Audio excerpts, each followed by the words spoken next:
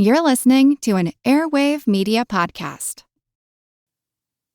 Useless information. Hi, I'm Steve Silverman, and you're listening to a classic episode of the Useless Information Podcast. Back in the early days of the podcast, I was a bit disorganized, and that's mainly because I never expected to be recording so many years later. But at some point, I began to create a physical file folder for each episode. And this obscure story about Jackie Robinson being court-martialed, which was released on May 7th of 2009, is one of those early folders. And I have to admit, I was a bit surprised when I opened it a few minutes ago to find my 8-page handwritten script inside. It's also the oldest story that I still have the original Audacity audio files for. And I should warn you, there's a lot of heavy breathing on this one, but unfortunately that's what happens when the microphone is just inches from one's mouth. I do have to breathe from time to time. Anyway, this is a great story, so sit back and enjoy. Welcome to the Useless Information Podcast, my collection of fascinating true stories from the flip side of history. My name is Steve Silverman, and today's story is on the court-martial of the great Jackie Robinson. But before we get to that story, let's start with today's question of the day. Today's question of the day has to do with those black and white barcodes, the UPC barcodes that you find on the back of just about every product you buy today. You know, you walk up to the register and the cashier takes your product and just slides it past the laser scanner and it goes beep. And of course, then the product is recorded and it's added to your bill. Well, at some point, someone once walked up to a register and was the first person ever to get their product scanned. My question for you, you may not know who did it, but maybe you know what the first product ever scanned was. In fact, it's sitting in the Smithsonian today. So my question for you is, what is the first product ever to be scanned at a retail register for its UPC barcode? And I'll let you know the answer to that question at the end of today's podcast. And now for today's story on the court-martial of the great legendary baseball player, Jackie Robinson. Now, when I was growing up, my dad loved sports, and I'm not as big a fan, but he always talked about sports. And one of the people that he always mentioned was Jackie Robinson. Yeah, he mentioned many others, but he always seemed to come back to Jackie Robinson. I think he was just a really, really big fan of his. And a couple of weeks ago, I was watching the news. Now, of course, a couple of weeks ago can vary depending on when you're listening to this podcast. So a couple of weeks ago, which was April 15th, 2009, I was watching TV, and I noticed on the news that they mentioned that all of the players in the major leagues of baseball were wearing number 42 on their jerseys. That happened to be Jackie Robinson's number. And that number was actually retired from all the major league teams back in 1997 to honor him. And because April 15th was the 67th anniversary of his entrance into the major leagues, all of the players that day wore his number to honor him. It was at that moment that I shoved aside the podcast that I was working on and decided to tell you this story. I just thought it was an appropriate time. It's a story that I've been sitting on for a couple of years. I don't know where I came across it, but I've just been accumulating bits and pieces here and there and just kind of put them in a file folder. And as soon as I heard this on the news, I knew I had to share it with you because so many people know about Jackie Robinson, the baseball player, one of the greatest of all times, and how he broke down the color barrier. But few people know just prior to him going into the major leagues, he faced court-martial in the military. He was almost dishonorably discharged, which would have meant the end of any professional career in baseball, basketball, football, or whatever he would have chosen. So the fact that we know all about him today is just because of the outcome of this trial. And I thought it'd be a good thing to tell you because it's something that few people actually know about. So here we go. So let's start with a little background. First thing you should probably know is that Jackie Robinson was the first UCLA student to ever letter in 4 sports in the same season. They were track, basketball, football, and of course baseball, which he's famous for. But what most people don't know is that baseball was actually his worst sport in college. He was actually their star running back in football. Kind of an odd little twist there. The other thing you should probably know, and this really doesn't have anything to do with the story, but he wasn't the only one that was good in sports in his family. His brother Mac actually finished second to Jesse Owens in the 200-meter dash in the 1936 Berlin Olympics. Unfortunately, Jackie was forced to drop out of UCLA in 1940 in the latter part of his senior year because of bad financial situation at home. And since pro-level athletics were off limits to blacks at this time, he had no choice but to take a number of lower-level sports-related jobs until he was drafted into the Army in 1942, and that's basically where this story begins. Like so many other draftees, he was assigned to an Army cavalry at Fort Riley in Kansas, and he started to think that maybe there's a career here, so he applied for Officer Candidate School at Fort Riley, which for short is called the OCS. Anyway, the Army actually had an established policy of allowing blacks into the OCS. They had established that in July of 1941, just prior to him entering the military. But the reality was that they really weren't letting any in. Yeah, you could apply, but your application just seemed to be caught up in, permanent review. No blacks were being admitted to the OCS. And when Jackie realized this, he turned to Joe Louis, who just happened to be the heavyweight champion of the world at the time, and he was at Fort Riley, like so many other people. Now, Joe Louis was not a commissioned officer, but he had clout, and he was able to bring the situation to the attention of some of his commanding officers. And it really wasn't very long before Jackie Robinson and several other black men were enrolled in the OCS. Now, maybe that's coincidence, but I don't think so. Now, keep in mind that Jackie Robinson was somewhat of a national sports celebrity at this time, and while he may have been thinking about a military career, the coaches at the fort had a different thing in mind. Basically, they wanted him on their football team. So Jackie Robinson turned around and said, "No, I want to play on your baseball team." So he tried out for the baseball team, but when he showed up for tryouts, he was told by an officer that he had to play for the colored team. He couldn't play on that baseball team. Now, this really was an incredible insult because there was no colored baseball team. They were basically trying to force him to play on the football team. And in fact, they threatened to do so. So Jackie Robinson made it very clear that they can force him to play, but they can't force him to play well. And that was basically the end of them trying to get him onto the football team. In January of 1943, he was commissioned as a second lieutenant, but at this time, black officers in the Jim Crow South got very little respect from whites. And as a result, he had several more minor run-ins with the prejudicial white officers at the base. As an officer, Robinson wanted to accompany his battalion overseas, but there was one little minor problem, and that is basically that Jackie Robinson was on limited service, and that's due to an ankle injury he'd received playing sports in college. Now, the military said, you can go overseas with your battalion, but you have to be willing to give up your right to sue us. We don't want to get sued if you get hurt overseas. And Robinson agreed. He said, I'll sign away my rights and let me go. Well, they turned around and said, well, we'll let you go if you go and get a medical exam and they say it's okay. And Robinson said, sure. And that's actually where the trouble begins. The medical examination itself basically was a non-event. It took place at a hospital about 30 miles from the base on July 6, 1944. But it's while he was waiting for the results that he got himself into trouble. Basically, Robinson got a pass to go back to the base only to find his battalion out on maneuvers.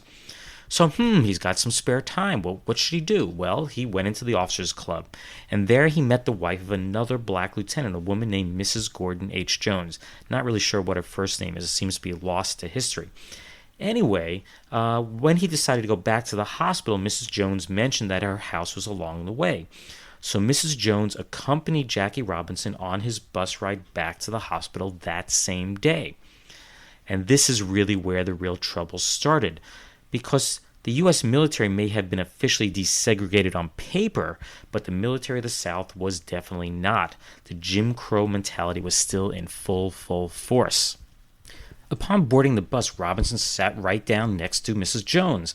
But it turns out that she had a much lighter skin color, and the bus driver thought that she was white, and here was a black man sitting next to a white woman. So the driver, a guy named Milton Reniger, demanded that Robinson move further back on the bus. Blacks to the back of the bus. That was the policy at the time. But Jackie wouldn't budge. He knew that the Army had issued orders ending racial segregation on military bases, and he was well within his rights to sit next to her. Anyway, a heated argument ensued, and the driver eventually backed down, and the ride continued. And everything seemed fine until Robinson and Mrs. Jones had to switch buses. And at that point, the driver Reniger returned with his dispatcher and two other drivers. and the war of words escalated. It became more and more intense with a lot of bad words, the F-bomb, the really bad N-word, and so on, being tossed back and forth among all the parties involved. At the time, it was okay for white men to belittle black men with the N-word and other racial remarks. But boy, if you were a black man and you turned around and did the same to a white person, you were in big, big trouble. So Robinson ended up being escorted by 2 MPs back to police headquarters at the base. And while inside the guard building, he was repeatedly again belittled with racially unfriendly remarks. He was given a hearing before Assistant Provost Marshal Captain Gerald M. Baer, and this proceeding truly was a bear. It was completely unbalanced from the get-go. Each person involved got to tell a story to Captain Baer, and Robinson kept interrupting by pointing out the inaccuracies in their stories. Believe it or not, 13 depositions were taken, but to no one's surprise, no one ever asked Mrs. Jones for her version of the events. And believe it or not, a stenographer actually interrupted and said, and this is a quote, "Don't you know that you have no rights sitting up there in the white part of the bus?" And that's the end of the quote. Yes, you can see this really was a balanced hearing. Now, camp officials ultimately decided they wanted to court-martial Robinson, but his commanding officer, a guy named Colonel R.L. Bates, refused. Robinson was a good person. Anyway, they got around this quite quickly by transferring him to another battalion, and then his new commander, of course, signed the papers almost immediately, and there was the court-martial. So what were the charges? Well, here's the list. Insubordination, disturbing the peace, drunkenness, conduct unbecoming of an officer, insulting a civilian woman, and refusing to obey the lawful laws of a superior officer. Now, Robinson knew that he was in big, big trouble, so he appealed to the NAACP. But they had their hands full. They were swamped with requests from black soldiers all across the country that were being unfairly convicted during the war, and therefore they didn't have the resources to help defend him. They did offer him some legal advice, but that's all they could actually do. Of course, word started to get around the base of the court-martial of Jackie Robinson. Now, keep in mind, it's one thing to court-martial a black person in the South this time, but it was another thing to actually do so to a well-respected sports celebrity like Jackie Robinson. So the military knew that they had a big, hot potato on their hands, and they had to do something about it. They needed to somehow bury this quickly. And what they did basically is by the time the case actually reached trial, somehow all of the charges related to the bus incident were dropped. Now he was only charged with the 2 lesser charges of insubordination related to the events at the guardhouse. Now this may have seemed like an advantage, but actually it turned out not to be, because no mention of the event that led up to these charges, the incident that actually took place on the bus, were allowed to be introduced as evidence. So how do you defend yourself? It was a big problem. So he was no longer on trial for refusing to move to the back of the bus. He was on trial for what happened at the guardhouse. And this is where a really, really good lawyer comes in handy. Robinson got the services of a Captain William A. Klein, and he did a great, great job at pointing out the many inconsistencies that were made by these witnesses when they took the stand. And while Klein was not allowed to bring up anything about the bus incident during the trial, he skillfully manipulated and managed to introduce enough evidence to show that Robinson had been subjected to the racial hostility over and over again by nearly all those people involved. As you can imagine, after all the testimony was heard, Robinson was acquitted of all the charges. He was finally in the clear. Now, after all this, and there's really no surprise here, Jackie Robinson wanted out of the military. He knew that there was no career here. And honestly, I would have done the same exact thing. And this is where he was really, really smart. What he did is he said, I'm no longer willing to sign away my rights of compensation for the injuries that I may obtain in the military. Basically, he used his limited service classification from his bad ankle as a means of getting an early discharge. And that early discharge took effect in November of 1944, and now he was done with his military career, and I'm sure he was pretty happy about that. Now, I'll bring the story to a close there because the rest of his life, which includes his historic, phenomenal baseball career, is very, very well documented. But I can't help but wonder what would have become of him if he had been found guilty and dishonorably discharged. his life would have almost certainly taken a very, very different path. Useless, useful, I'll leave that for you to decide. And now for a few words from our retro sponsor. Have you tried Wheaties? They're whole wheat with all of the brands. Won't you try Wheaties?